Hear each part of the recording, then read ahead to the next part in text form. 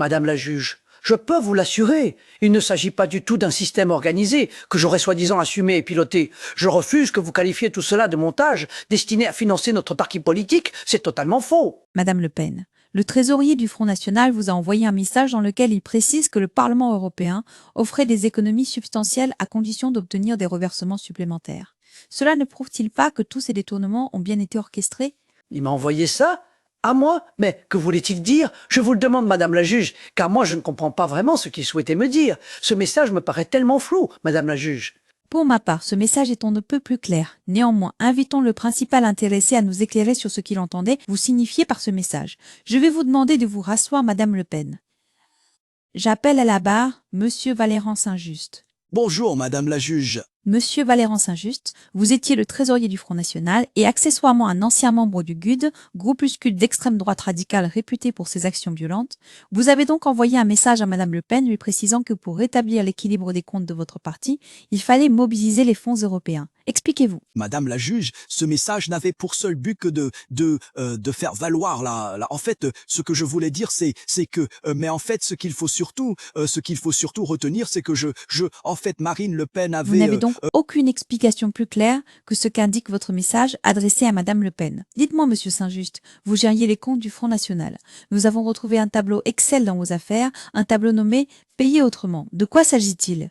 un tableau payé autrement.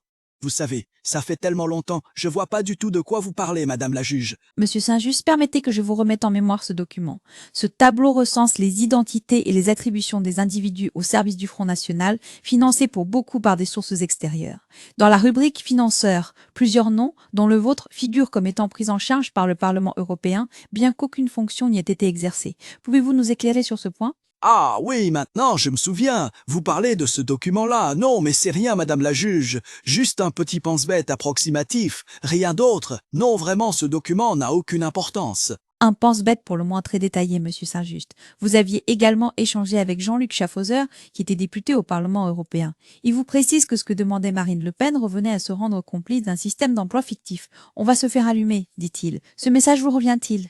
Oui, madame la juge, je me souviens, mais c'était, vous savez, les messages parfois, c'est comment dire, c'est À comme... quoi vous avez répondu? Je cite, « Je crois bien que Marine Le Pen sait tout ça. » Vous affirmez donc dans ce message que madame Le Pen savait parfaitement ce qu'elle faisait, n'est-ce pas? Non, madame la juge, ce n'est pas du tout ça que je dis. En fait, ce que je voulais dire, c'est que c'est qu'elle connaît parfaitement les textes et qu'elle est parfaitement prudente. Je ne peux imaginer un seul instant, madame la juge, que Marine Le Pen puisse commettre ce genre d'infraction. Jamais!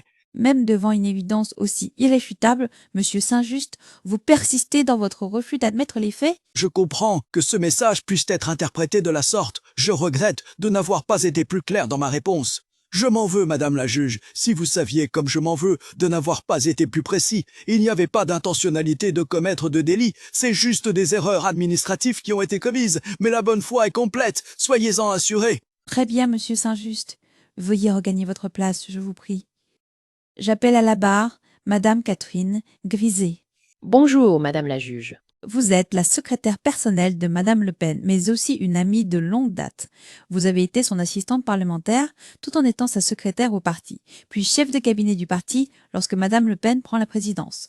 Nous avons totalisé 300 000 € de salaires fictifs vous concernant. Qu'avez-vous à répondre? Salaire fictif? Jamais, madame la juge. Mon travail en tant qu'assistante parlementaire était bien fait. J'allais à des sessions au Parlement, vous savez, je ne comptais pas mes heures, madame la juge. Un contrat conclu avec le Parlement européen doit être exclusivement dédié à l'exercice du mandat parlementaire. Votre contrat impliquait donc que vous soyez domicilié à Bruxelles. Or, je constate que ce n'était pas le cas. Comment avez-vous pu dès lors satisfaire à toutes ces exigences tout en résidant en France?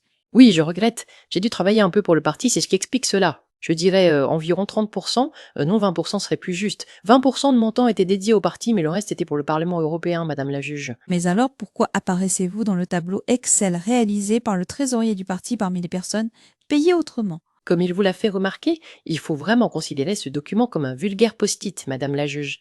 Très bien. Pouvez-vous nous éclairer successivement sur ces deux points? D'une part, le versement de primes destinées aux collaborateurs du parti, octroyées par le Front National, alors que vous soutenez n'avoir exercé aucune activité à son service, et d'autre part, la perception d'une prime d'expatriation versée par le Parlement européen, alors que votre domicile n'était manifestement pas à Bruxelles. Oui, bien sûr. En fait, la prime d'expatriation, c'était parce que les primes du Front National, parce que ces primes-là, en fait, c'était parce que quand j'étais à Bruxelles, il fallait que les... Excusez-moi, Madame la juge, vous posez tellement de questions que je m'amène les pinceaux. Alors je résume. En fait, la prime on parlait de quelle prime déjà? Madame Glisé, je vous prie de bien vouloir regagner votre place. J'appelle à la barre Monsieur Nicolas B. Bonjour, Madame la juge. Vous étiez donc député européen et en parallèle secrétaire général de votre parti politique, et votre assistant parlementaire Timothée Houssin, qui était payé à temps plein par le Parlement européen, était en réalité assistant du secrétaire général du Front National. En résumé, il était à la fois votre assistant parlementaire et votre assistant au parti. Ai-je bien résumé la situation? En fait, oui, j'aurais dû, mais c'était Ce le... que j'ai du mal à saisir, Monsieur B, c'est que vous avez été rappelé à l'ordre 2 fois par le Parlement européen et vous n'avez pris aucune mesure. Pourquoi n'avoir pas réagi immédiatement? En fait, oui, j'aurais dû. J'ai été naïf, mais là, aujourd'hui, j'ai mûri. Je ne suis pas le même homme et je ne le referai plus. J'ai été imprudent. J'ai été imprudent. J'ai eu tort. Je le reconnais, Madame la juge. Vous reconnaissez donc les faits qui vous sont reprochés? Madame la juge, avec le recul, le regard porté sur ces faits a profondément évolué. À l'époque, cela semblait acceptable. Aujourd'hui, je reconnais que je ne recommencerai pas car il est évident que cela ne l'était pas. Je vois. Veuillez regagner votre place, Monsieur B. J'appelle à la barre Monsieur Guillaume Luyet. Bonjour, Madame la juge. Alors vous, c'est toute une affaire. Vous étiez le directeur de cabinet de Jean-Marie Le Pen et vous étiez payé comme assistant parlementaire d'abord de Bruno Gollnisch, puis de Marine Le Pen, puis à nouveau de Bruno Gollnisch. Alors quel poste occupiez-vous réellement? Directeur de cabinet ou assistant parlementaire? Madame la juge, j'étais tout simplement directeur de cabinet parlementaire. Je n'ai jamais entendu parler de ce titre. Mais je suis curieuse, expliquez-moi en quoi consiste le rôle d'un directeur de cabinet parlementaire. Ah, en fait, j'étais assistant parlementaire et je travaillais un peu en tant que directeur de cabinet, mais pas beaucoup. J'étais plus assistant parlementaire que directeur de cabinet. Très bien. Vous avez donc exercé les fonctions d'assistant parlementaire pendant 10 ans. Or, je ne relève aucune trace de votre passage effectif au Parlement européen. Comment expliquez-vous cette absence totale d'éléments concrets? Oui, je faisais des dossiers pour que le député n'ait pas besoin de faire en fait, au lieu de s'occuper moi je le faisais pour que... Donnez-moi un seul exemple concret de ce que vous avez fait pour le Parlement européen, puisqu'aucune trace n'apparaît dans le dossier. Vous savez, Madame la juge, je n'ai rien conservé de cette époque. Même ma femme, je l'ai pas conservée, je l'ai changée. Mon chien et mon numéro de téléphone, j'ai tout changé. Je n'ai rien gardé.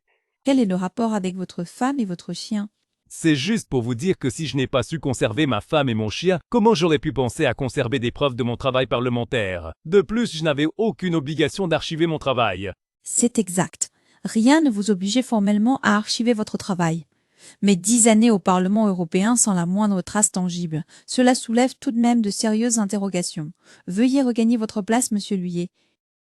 Madame Le Pen, vous aviez quelque chose à ajouter. Veuillez vous présenter à la barre. Oui, Madame la juge, je voulais vous parler de quelque chose d'important et d'intime, alors que je n'étais qu'une enfant de 8 ans, une enfant innocente. Eh bien, mon papa avait été victime d'un attentat et notre maison avait été soufflée par une explosion. Je ne discerne pas très clairement le lien avec l'affaire de détournement de fonds publics qui nous occupe ici, Madame Le Pen. C'est juste pour vous dire que réside encore en moi un traumatisme dû à ce choc post-traumatique. Et j'aimerais ajouter que j'aime les enfants, j'aime les petits chatons, ils sont si mignons. Et j'ajouterais que j'adore les bonbons créma, surtout ceux à la fraise et au citron. Ils sont tellement tendres, un peu comme moi. Madame Le Pen, votre attachement aux chatons et aux bonbons créma est touchant, vraiment. Mais ici, devant cette cour, ce ne sont ni les miaulements, ni les friandises à la fraise qui nous éclaireront sur les faits. L'audience est suspendue.